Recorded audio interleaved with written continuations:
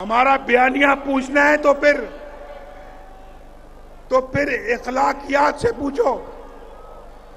और आपको पता है कि हमारे इखलाकियात में उनके इखलाकियात में कितना फर्क था। बुजुर्गों की इज्जत से पूछो। हम वो नहीं है जो किसी की पगड़ी उछालें। ये पगड़ी उछालना उनका काम था, हमारा नहीं है। और मैं ये समझता हूं मेरे भाइयों, दोस्तों और मेरी बहनें भी यहां पे हैं या नहीं है? बहनें कहां हैं हमारी?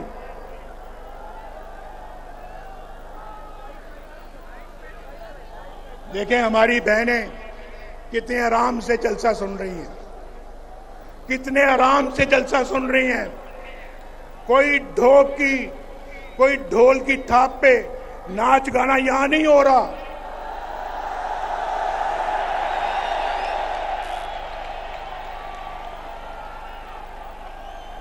मेरी बात समझ गए आप या नहीं समझे?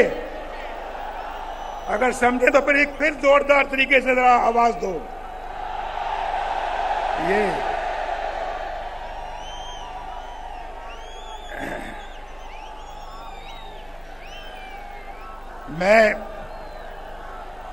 मैं समझता हूं कि पाकिस्तान के अवाम को जो दरपेश मसाइल हैं, क्योंकि अब कोताही की कोई गुंजाइश नहीं है, गुंजाइश नहीं है कोताही की।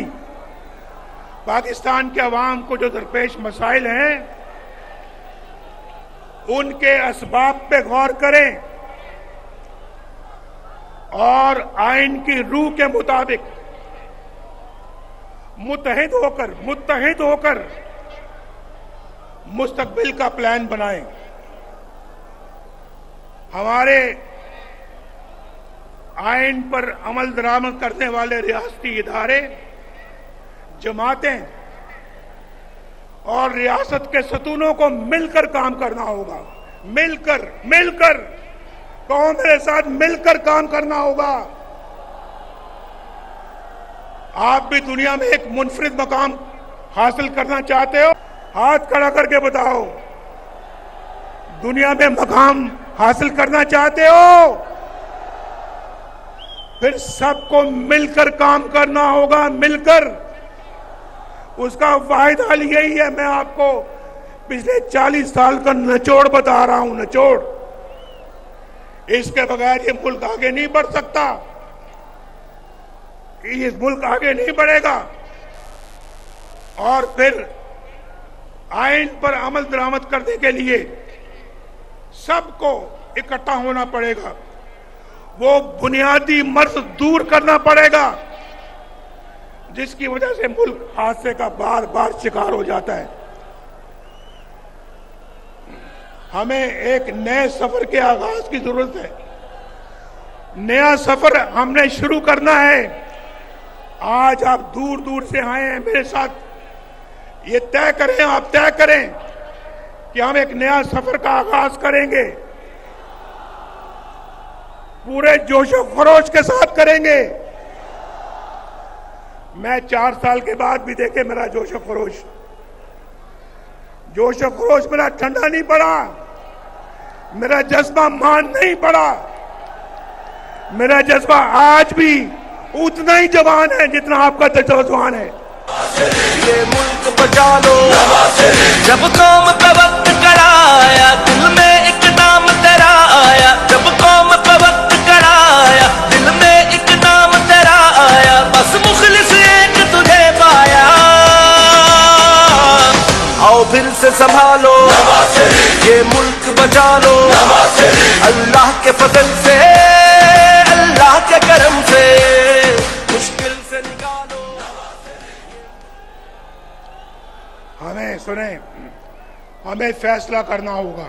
सुनो, अब मैं बहुत जरूरी बातें करने लगा हूं, बहुत जरूरी बात करने लगा हूं, तो गौर से सुनो। हमें फैसला करना होगा कि किस तरह हमने खोया हुआ मकाम हासिल करना है। हमें डबल स्पीड के साथ दौड़ना पड़ेगा। किस तरह से हमने हाथों में पकड़ा हुआ कशकोल तोड़ना होगा, हमेशा के लिए तोड़ना होगा। किस तरह से हमें अपने पांव पे खड़ा करना होगा, अपने पांव पे खड़ा होना होगा। किस तरह से अपनी कौमी गैरत और कौमी वकार को बुलंद करना होगा। किस तरह पाकिस्तान के अंदर बेरोजगारी का खात्मा करना होगा, गुर्बत का खात्मा करना होगा। किस तरह एक बावकार और फाल फॉरेन पॉलिसी बनानी होगी हमें।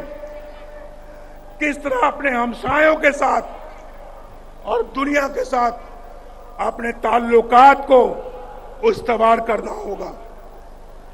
हम अपना हमसायों के साथ लड़ाई करके दुनिया के साथ अच्छा ताल्लुक करके तरक्की नहीं कर सकते। हमें सबके साथ अच्छे ताल्लुकात कायम करना होंगे और कश्मीर के हल के लिए भी बहुत बावकार तदबीर के साथ आगे बढ़ना होगा। बड़े बावकार तरीके से आगे बढ़ना होगा, तदबीर के साथ बढ़ना होगा। अगर ईस्ट पाकिस्तान मशरकी पाकिस्तान मगरबी पाकिस्तान से अलहदा ना होता तो आज मगरबी पाकिस्तान और मशरकी पाकिस्तान के दरमियान एक इकोनॉमिक कॉरिडोर बन गया होता जिसको इंडिया भी राह देता और पाकिस्तान मिलकर बांग्लादेश के साथ, जो कि उस वक्त ईस्ट पाकिस्तान था, हम मिलकर तरक्की करते। हमने तो कहा ये कौन लोग हैं भाई मशरूट और हमारे ऊपर बोझ है। हमने उस बोझ को उतार कर जमीन पे मारा और देख लें आज वही मशरकी पाकिस्तान तरक्की में आपसे आगे निकल गया है। आगे हम पीछे रह गए हैं, पीछे। ये हमें मंजूर नहीं है, ये मुस्लिम लीग नून को मंजूर नहीं है, ये नवाज शरीफ को मंजूर नहीं है, ये नवाज शरीफ के वोटरों को, सपोर्टरों को ये मंजूर नहीं है, ये पाकिस्तानी कौम को मंजूर नहीं है। हमने इस सूरत हाल से बाहर निकलना है और मैं समझता हूं किस तरह से अपने मामलात को हमने ठीक तरह चलाना है। मेरा दिल जख्मों से चूर जरूर है, दिल दर्द से भरा जरूर है, मगर आज मैं आपके साथ मिलकर अपने रब से दुआ कर रहा हूं। ऐ मेरे रब, मेरे दिल में रत्ती बराबर भी बदले की या इंतकाम की ख्वाहिश नहीं है।